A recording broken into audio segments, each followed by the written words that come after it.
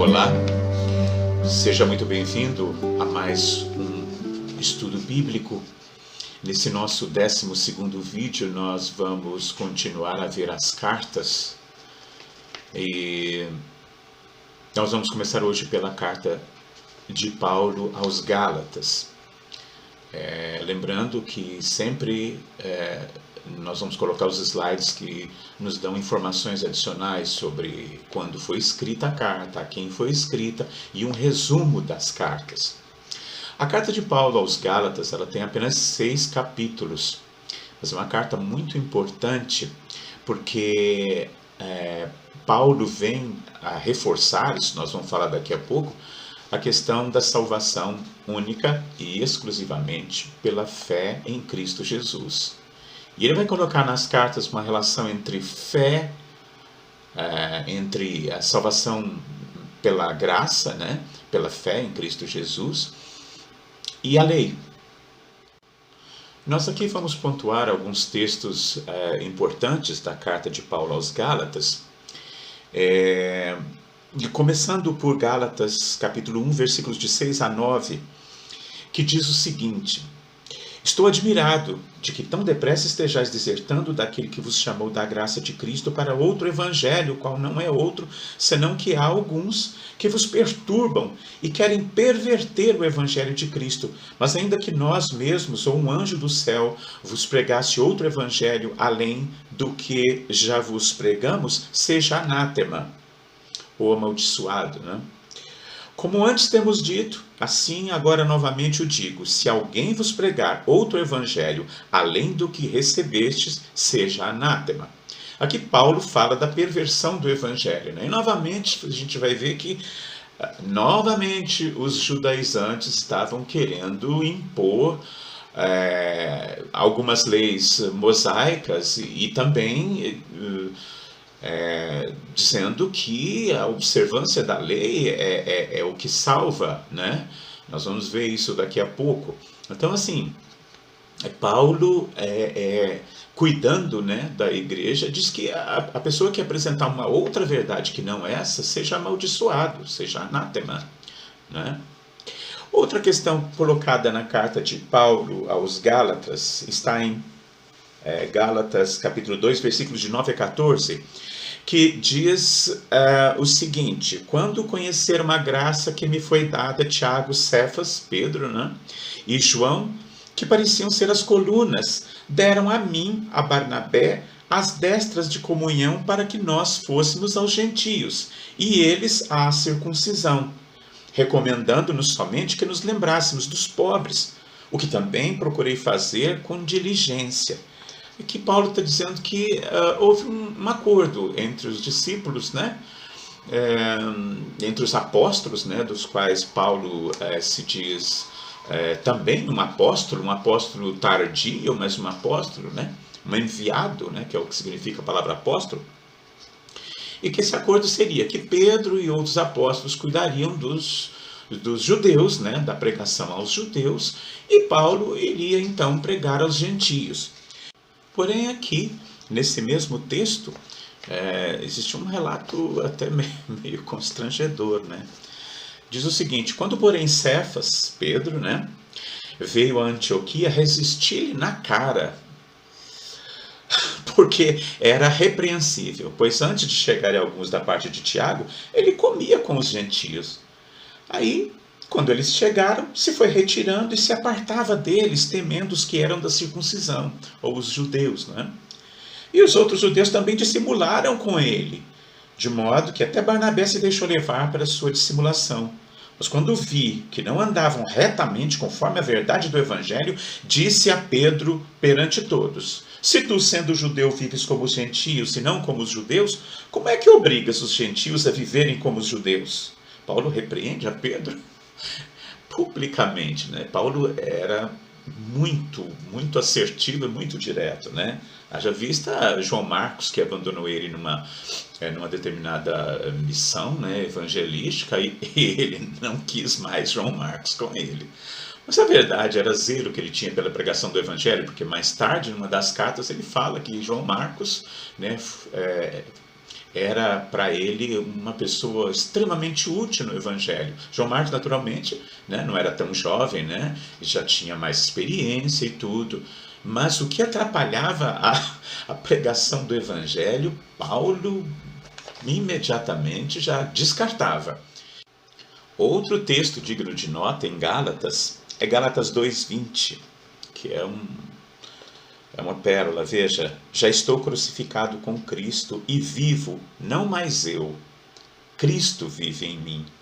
E a vida que agora vivo na carne, vivo-a na fé do Filho de Deus, o qual me amou e se entregou a si mesmo por mim. Cristo vive através das atitudes do cristão. Essa é a nossa responsabilidade, o testemunho que nós damos. Né? Esse testemunho, ele tem que ser o reflexo da sua relação com Jesus. Ela não pode ser simulada. Né? Você tem que deixar que Deus dirija a sua vida, e é um processo. Você vai a cada vez deixando que o Senhor Deus tome conta da sua vida e dirija a sua vida através do Espírito Santo. Outro texto que nós apontamos aqui é Gálatas capítulo 3, versículos de 23 a 25, onde Paulo diz o seguinte: mas antes que viesse a fé, estávamos guardados debaixo da lei, encerrados para aquela fé que se havia de revelar.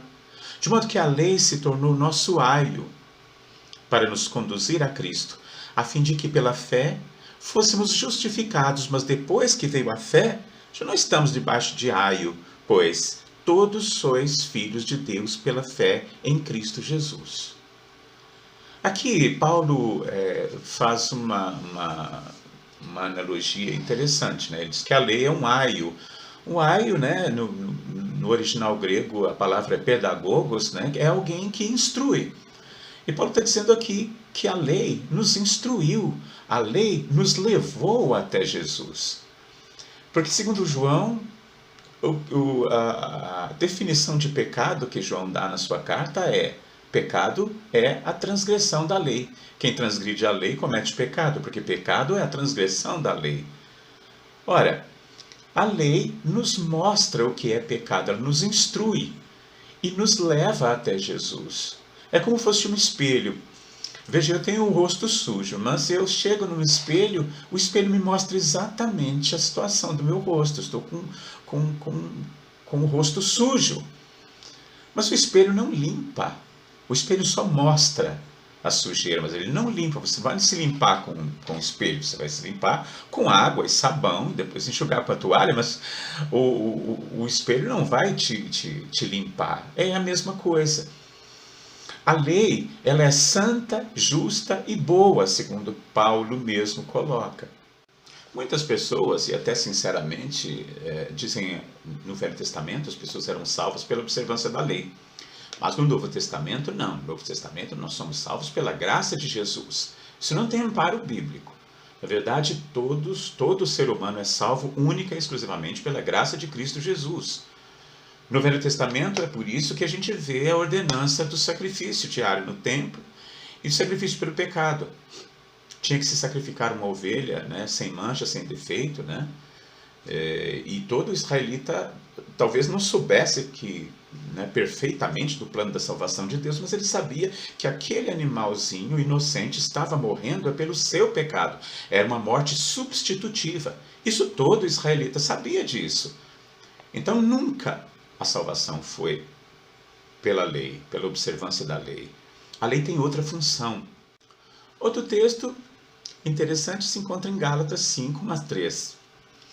E Paulo diz o seguinte: para a liberdade Cristo nos libertou. Permanecei, pois, firmes, e não vos dobreis novamente a um jugo de escravidão. Eis que eu, Paulo, vos digo que se vos deixar de circuncidar, Cristo de nada vos aproveitará. E de novo testifico: todo homem que se deixa circuncidar, que está obrigado a guardar toda a lei. Fica claro aqui que Paulo está falando sobre a circuncisão, né, que era uma marca tribal que tinha sido instituída por Deus mesmo, mas num momento específico, né? Era uma lei, inclusive, que era uma lei higiênica, né? Para um povo chúgro que estava no deserto, Deus tinha que ensinar até como fazer as necessidades fisiológicas, né? Existia uma lei que diria que todo o israelita tinha que andar com uma pá pendurada no cinto, porque se ele fosse fazer suas necessidades fisiológicas, ele tinha que furar um buraco no chão e depois cobrir. Então o Senhor Deus tinha que ensinar coisas básicas àquele povo. Era um povo não só indisciplinado, mas eles não reconheceriam. Por isso que Jesus, ele veio na plenitude dos tempos. Porque nessa época onde foi instituída a circuncisão, se Deus tivesse o mesmo discurso de Jesus, né? Olha, vocês têm que amar os egípcios, amai-vos uns aos outros. Eles não iam reconhecer a Deus. Então, Deus precisou de... muita gente diz que o Deus do Antigo Testamento é um Deus, parece que muito autoritário, né? Jesus parece de outra estirpe, de outro caráter, absolutamente. Deus é o mesmo. Só que Deus se molda a situações distintas. Jesus veio na plenitude dos tempos porque aquelas pessoas daquela época de Jesus, elas podiam já, elas conseguiam compreender.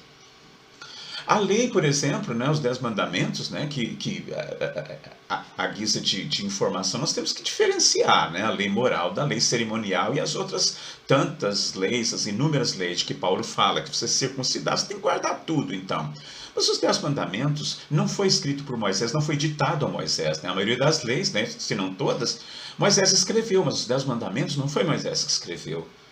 Deus, a Bíblia diz que Deus, com o próprio dedo de Deus, né, ele escreveu. Isso significa que Deus, o caráter de Deus está expresso ali naqueles 10 mandamentos. Deus se misturou com o mandamento. É claro que aquele mandamento, não matarás, não adulterarás. O indivíduo foi achado pegando lenha, né, num dia de sábado e foi apedrejado. Agora, o que Jesus veio dizer? Olha, vocês estão em condição de entender agora, tá? Não adulterar não é só não adulterar. É extensivo, inclusive, a quem olhar para uma mulher com intenção impura. Já adulterou. Jesus veio complicar muito os 10 mandamentos, né? E o que Deus pede? Que a gente guarde os mandamentos, mas nesse nível. Quem nos convence do pecado e da transgressão da lei é o Espírito Santo. Sempre foi o desejo de Deus que o homem guardasse os seus mandamentos no coração, né? E Jesus veio falar isso. A lei tem que ser guardada no coração da pessoa, né? A pessoa tem que atender os apelos do Espírito Santo e guardar os mandamentos, não porque são mandamentos, mas porque ama a Deus. Nós não temos mais que apedrejar ninguém por apanhar lenha no sábado, porque o entendimento depois de Jesus já é outro.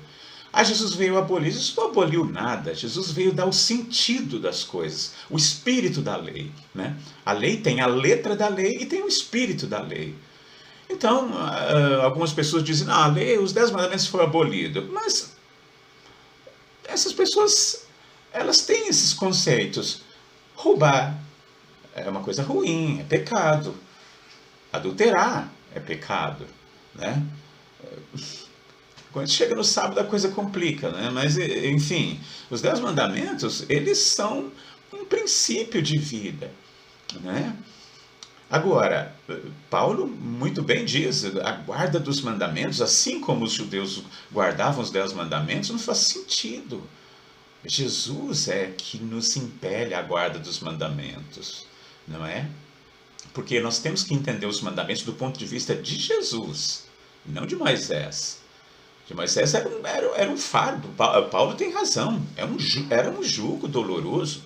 Só a guarda do sábado, por exemplo, foi adicionado quase 650 leis adicionais, sem o mínimo sentido.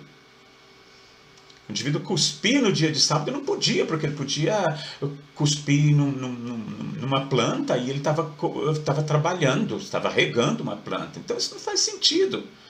Isaías diz, se você guardar o seu pé de profanar o sábado, né, e chamar ao sábado deleitoso e santo dia do Senhor, isso era o que Deus queria desde o Velho Testamento. Mas ele só pôde clarificar isso com Jesus. Bem, nem todos têm a mesma compreensão dessas verdades, né? Algumas pessoas pensam de forma diferente. Mas, em resumo, o que nós devemos compreender é que Jesus nos salva, apenas Ele. E os demais conhecimentos acessórios, que nós todos possamos orar a Deus e Ele vai, se a nossa oração for sincera, Ele vai dirimir qualquer dúvida que possa existir com relação a esse assunto. Fiquem com Deus e se lembrem sempre de que o estudo, a investigação da Bíblia é o princípio do processo de se aproximar de Deus. Fiquem com Deus e que Deus os abençoe.